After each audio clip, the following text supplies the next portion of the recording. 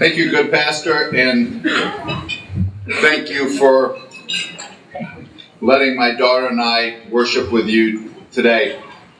It is one of the best parts of my job. We were just talking about it over lunch, about how I get to visit the great churches of Dallas.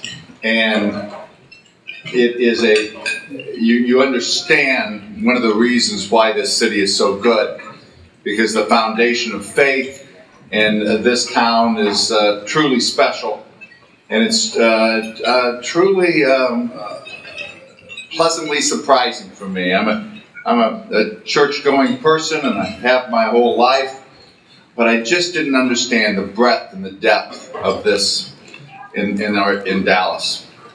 And you are one of the great examples of that. You should be proud. 110 years. I mean, 110 years. Think about what was going on. I read this book, Empire of the Summer Moon, the story of the Comanches and the North Texas area, and this was right out.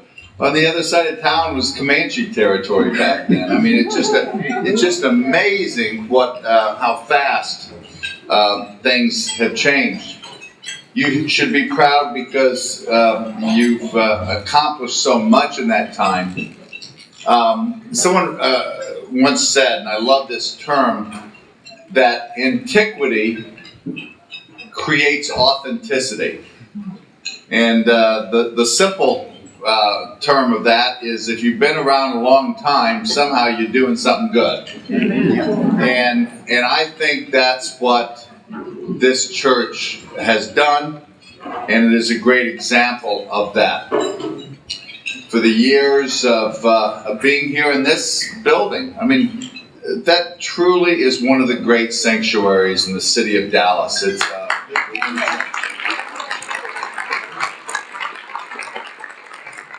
My blood pressure goes down, just kind of sitting there, and I feel the presence of God. I feel the presence of ancestors and people that have passed the baton one to another through this great church. And we celebrate that, but then yet, it's only 110 years. You think about that. I best understood that when I got to have the dinner with the architect of our bridge, the Margaret Hunt Hill Bridge, connecting Dallas to West Dallas. His name is Santiago Calatrava. He's from Valencia, Spain, and he lived in Paris and New York, and we were having a very sophisticated dinner, one mayor to an architect, and we were talking about the great cities of the world, and the cities that we all liked, and then I started getting a little queasy because he started bragging on this about Paris, and this about Vienna, and this about London, and I said, but Santiago, you've got to understand, Dallas is just barely 150 years old. And he looked at me and gave me a light bulb moment that I've never had before. And he said, and that's the great news. And I said, the great news? He says, yeah. What makes those cities great is what people did hundreds of years ago. You're in the process of making this city great. Do you want to be part of the process of making a city great? Or do you want to sit back and brag about what your great-great-great-grandfathers did? And I said, I hadn't thought about it that way. And that was a moment to me that helped me think about being a mayor and the age of this city. When I think of what this church has done in so many aspects, I believe that you are honoring your past and creating a new future, as the sermon was spoken this morning. Your focus on service here in East Dallas is remarkable. You believe in the Good Samaritan story. You live the gospel. So on behalf of the mayor, I want to say thank you for that, because you make our city better by doing that. You believe in diversity. Bishop Maples and I were just talking about this, that I love going to our churches, but it pretty much just about one color in the crayon box around there in these churches. And when I look at this congregation across this, the Latinos and the Asian, the African American, the fat people like me. Thank you. It's great to be part of a place that understands what makes Dallas truly special. Because when we come together, we can do about anything. Now, we've all had our struggles. This church has had its struggles. I was just mentioning, I send greetings from my home church, which is First Presbyterian, downtown. Now, First Presbyterian, I'm not bragging, but is 155 years old, or 157, something like that. It was founded the month before the city of Dallas was created. And it's been in a couple of places, but boy, it went through an existential moment downtown, where the homeless population was more rampant than the business or the residents. Whether it should pick up and move to a place that was closer to their population. The city father, the church fathers, like the church fathers here, said we're going to power through this. In fact, we're going to be called to this and focus on the community. Once again, how you turn something on its head, and that's what you've done here. And you've understood what coming from a struggle means. I best have seen it in understanding what Dallas went through on November 22nd, 1963, in the years following. This November will be the 50th anniversary of the assassination of President Kennedy. A date that I knew was going to be coming up when I decided to become mayor. And I thought we'd have a lot of attention. I realized 2 years ago that was true when a reporter from the LA Times called me up and said, Mayor, I have a very important question to ask you. What are you guys going to do in 2 years to mark this? I said, it's 2 years in advance. He said, but you got to realize the world's watching. Since then, I've had press from Madrid and Paris and the United Kingdom and Asia, because that was a moment in time that, if you were alive, was our 9/11.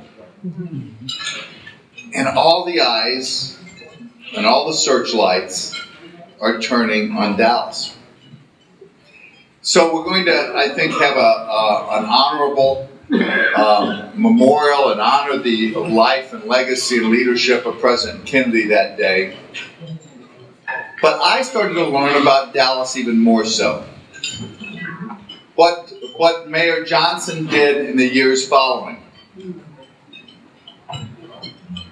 Remember, Maples and I didn't even know he was on the committee that put together a major plan for the city of Dallas. And Eric Johnson had a wonderful plan. It's a Harvard case study now about how cities plan from the bottom up and change the course of history. And it did for Dallas. That's how DFW came into being. That's how our mass transit, our library system, all the things that a city that was barely 100 years old, not quite 110 even. Think about this.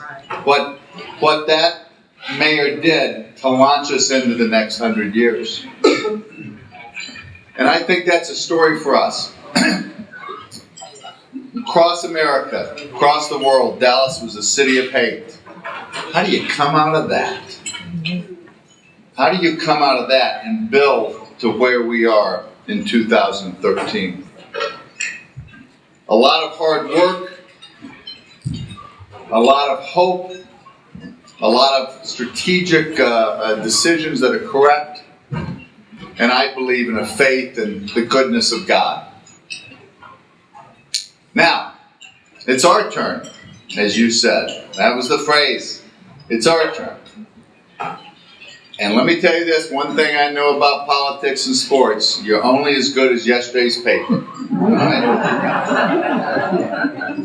I'm telling you, it's a whole new ball game every day. You got to show up to play. And if we're not playing better, faster, harder, and if this church isn't playing better, faster, harder, it will become a way of the dinosaur.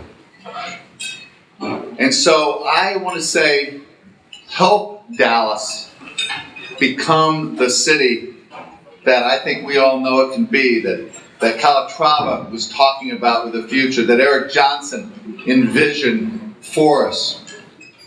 And you say, how can a church do that? Well, there's a lot of little ways, but I'll tell you the big way for me. Whether we like it or not, there is a battle between good and evil every day on the streets of our city. There's a battle for good and evil in homes across Dallas.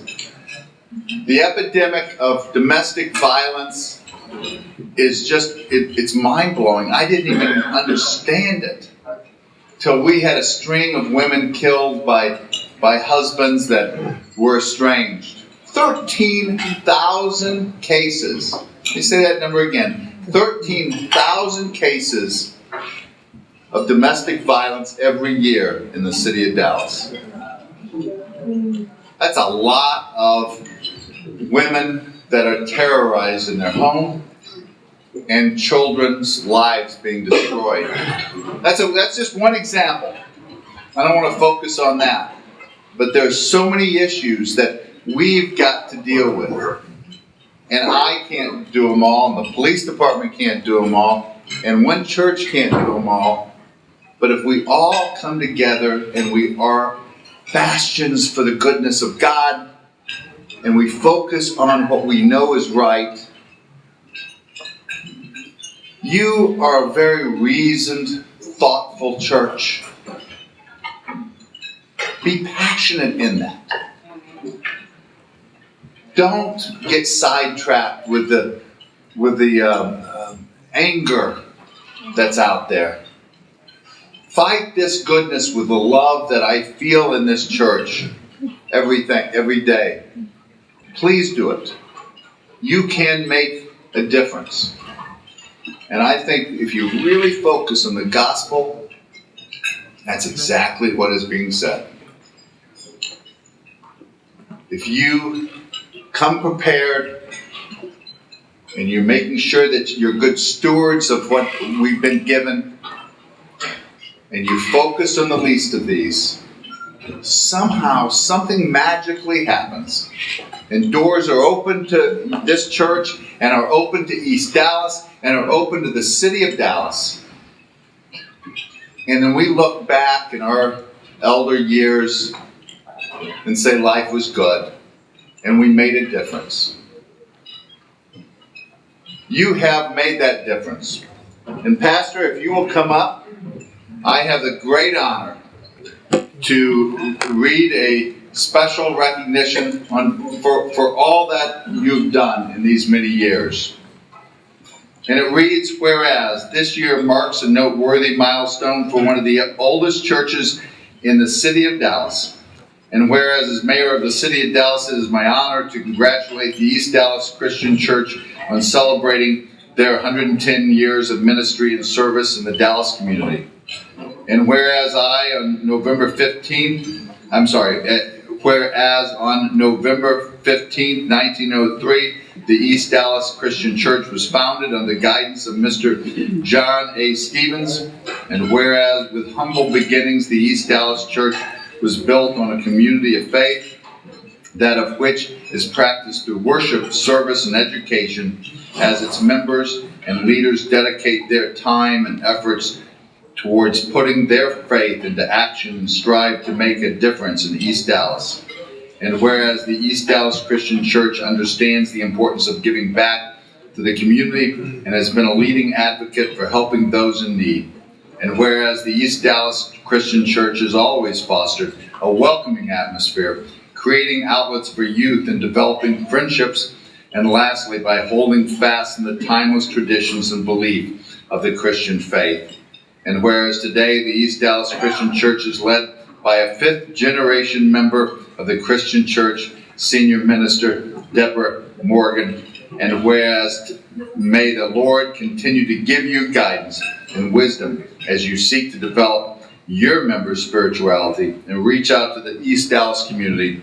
Now, therefore, I, Mike Rawlings, Mayor of the City of Dallas, and on behalf of the Dallas City Council, on this 6th day of October 2013, do hereby extend special recognition to the East Dallas Christian Church on celebrating their 110th anniversary in the city of Dallas, Texas. Congratulations. Hey.